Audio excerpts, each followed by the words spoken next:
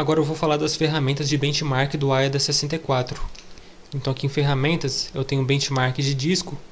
Então aqui você pode fazer um benchmark completo no seu disco. Eu sinceramente não recomendo essa ferramenta aqui do AIDA para fazer benchmark de disco. Tem outras que é bem mais precisas e mais intuitivas também. Essa daqui é meio bagunçada, tá bom? Mas enfim, você pode escolher um desses testes aqui, por exemplo, leitura aleatória de dados, né, no disco. Eu vou parar aqui para não atrapalhar a gravação. Então esse teste aqui, ele faz leitura aleatória no disco e retorna aqui a velocidade mínima de leitura, a velocidade atual, né, a velocidade máxima que atingiu e a velocidade média. Então meu HD leu em média 100 megabytes por segundo. E esse foi o uso da CPU enquanto o benchmark permaneceu em execução, beleza? Enfim, tem inúmeros testes aqui que você pode realizar, beleza? Daí após isso você pode clicar em Clear para limpar tudo ou pode clicar em Salvar. Daí você salva o teste no formato PNG. Vou salvar aqui. Então ele fica salvo aqui no formato de imagem, tá bom? Então você pode utilizar isso aqui para realizar um benchmark no seu disco, comparar esses dados com um benchmark de algum disco novo que você comprar ou um drive SSD, para ver qual se sai melhor, né, nesse quesito, se tem muita diferença, enfim. Inúmeras possibilidades, beleza? Como se trata de HD, você não pode selecionar todos os testes de uma vez, tem que ser um de cada vez, beleza? Então você pode realizar um teste de leitura aleatória com um drive SSD ou um segundo HD mais antigo, né? E comparar com esse teste que você acabou de realizar, beleza? Aqui no caso, nesse segundo menu suspenso, eu escolho o HD, eu só tenho um no momento. Na verdade eu tenho dois, só que um não está conectado no PC, que é o HD da Maxtor. Eu só tenho esse daqui da Seagate Barracuda, de 500 GB. Aqui eu tenho os drives ópticos, né? Só que não tem nenhum disco para realizar testes, então não vai funcionar, beleza? Mas enfim, é assim que funciona. Em seguida temos esse benchmark de memória e cache. Ele é autoexplicativo. Ele vai realizar uma bateria de teste na sua memória RAM e nas memórias do processador. Na memória cache L1, L2 e L3. Daí aqui ele vai retornar os resultados. Então aqui para realizar o teste, você clica em Start Benchmark, daí aguarda ele terminar. Eu vou pausar o vídeo aqui rapidamente. Bom, então ele começou o benchmark aqui porque eu cliquei em Start Benchmark, não tem como parar infelizmente. Então ele realizou o benchmark aqui por completo, beleza? Então após ele finalizar, você pode clicar em Close ou salvar, para salvar o benchmark no formato PNG. Aí ele fica dessa forma aqui, beleza? No formato de imagem. Em seguida temos esse outro teste aqui chamado GPU Benchmark, que testa a placa de vídeo e a CPU também. Como não tem uma placa de vídeo off-board, que não oferece suporte ao OpenCL, não tem como realizar esse benchmark aqui, beleza? Então ele vai fazer o benchmark apenas na CPU. Então aqui é a mesma coisa, você realiza o benchmark, clica em Start Benchmark, após se finalizar você clica em Save para salvar o benchmark. Eu já tenho um aqui salvo, quer ver? Que é esse daqui. Então aqui ele não mostra nada e aqui ele mostra o teste de benchmark realizado na CPU, os resultados, né? Beleza? É assim que funciona. Logo em seguida a gente tem esse monitor de diagnósticos que eu raramente uso para alguma coisa. Aqui no caso é um benchmark que é realizado no monitor, né? Monitor CRT, que é aquele antigão de tubo, né? E no monitor LCD, LED, né? Que são os padrões hoje em dia. Então você pode realizar esses benchmarks aqui, beleza? Passando o mouse em cada um. Ele te mostra aqui como é realizado esse benchmark. Então é só selecionar o benchmark desejado e clicar em Run Select Tests. Daí ele vai realizar o benchmark no seu monitor, beleza? Com isso você pode identificar algum dead pixels, né? Você pode identificar algum burn-in na tela com esse teste, beleza? Então é bastante útil nesse caso, né, de um monitor defeituoso, o que não é o meu caso. Daí você tem vários testes diferentes aqui, beleza? Daí você pode ir brincando com cada um. Eu não uso isso aqui para nada, nunca usei essa ferramenta. A mais importante aqui de todas é essa daqui chamada Teste de Estabilidade do Sistema. Essa ferramenta aqui ela serve para estressar o computador por completo.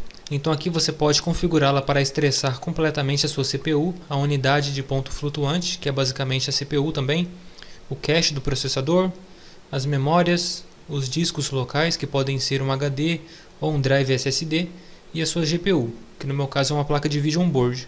No seu caso pode ser uma placa de vídeo off-board, dependendo de qual você utilizar. Então como que funciona esse teste? Você seleciona aqui na lista o que você quer testar e clica em Start. Uma vez clicando em Start, esse teste vai rodar de forma infinita. até que você venha aqui embaixo e clique em Stop. Daí com isso ele vai finalizar o teste. Daí finalizando o teste, você pode navegar até a guia estatísticas e verificar o valor mínimo que a voltagem atingiu, por exemplo, o quanto o clock variou, né, durante o teste, a potência que a CPU dissipou durante o teste e assim por diante, as temperaturas e assim por diante, beleza? Eu vou estressar aqui apenas a CPU por 5 segundos para mostrar na prática como que funciona. Eu vou clicar em Start. 2, 3, 4, 5. Vou parar. Parei o teste. Então aqui eu testei a CPU por 5 segundos, tá bom? Veja que o gráfico subiu, foi até 100, depois desceu, beleza? Aqui ele mostra no gráfico a variação na temperatura. Aqui eu posso monitorar a rotação do cooler. Esse meu cooler ele não permite monitoramento da rotação. Posso monitorar a variação na voltagem através desse gráfico, beleza?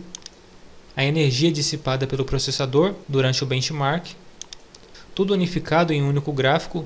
Todas as informações unificadas no gráfico, o que fica bem bagunçado.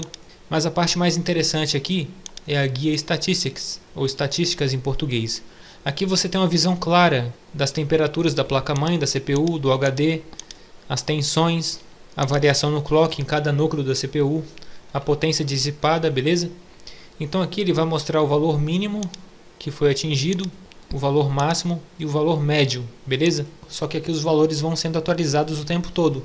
Então, tão logo você finalizar o benchmark, você clica aqui em Save e salva o benchmark, tá bom? Aqui no caso, ele vai tirar um print dessa parte aqui, beleza?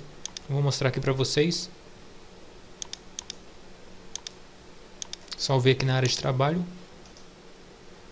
Então ele salvou um print dessa região aqui da tela, contendo essas informações. Eu tenho vários prints de teste de estabilidade do sistema que eu vou realizando ao longo dos anos para monitorar o desempenho da minha fonte, né? Porque a fonte ela vai perdendo desempenho ao longo dos anos. Então é bom ficar de olho nisso. Eu vou abrir aqui uns arquivos. Eu tenho vários testes que eu realizei, como eu falei. Isso aqui foi um teste de stress que eu realizei em 2017, quando eu fiz uma troca dos capacitores da minha fonte. Então foi um teste que eu realizei por 23 segundos. Tem um outro aqui que eu realizei por 5 minutos, onde eu estressei tudo no computador, menos o disco local, ou seja, o HD. Aí já é um teste mais antigo que eu realizei em 2015, beleza? Então aqui ele me informa a temperatura mínima de cada núcleo da CPU, a temperatura máxima que foi atingida durante o benchmark, a temperatura média, a mesma coisa para os valores de voltagem, a dissipação da CPU. Então veja que aqui ela atingiu a dissipação máxima de 55 watts. Então é assim que funciona. Só que tome cuidado na hora de realizar esse teste de estabilidade do sistema, porque se a sua fonte for muito genérica, ela pode pifar durante o teste, tá bom? Então realize esse teste com muita cautela, somente se você tiver um hardware robusto de boa qualidade, principalmente uma fonte de boa qualidade, pois isso vai estressar o seu computador ao máximo possível, beleza? Claro, você pode estressar uma peça em particular, apenas a CPU ou apenas a memória RAM, beleza? Você que escolhe. Você pode estressar a placa de vídeo sozinha, né? Daí pode monitorar o resultado aqui embaixo, na variação de voltagem, enfim, inúmeras possibilidades. Daí por último a gente tem o AIDA64 CPU ID, que é basicamente uma ferramenta que exibe informações do processador.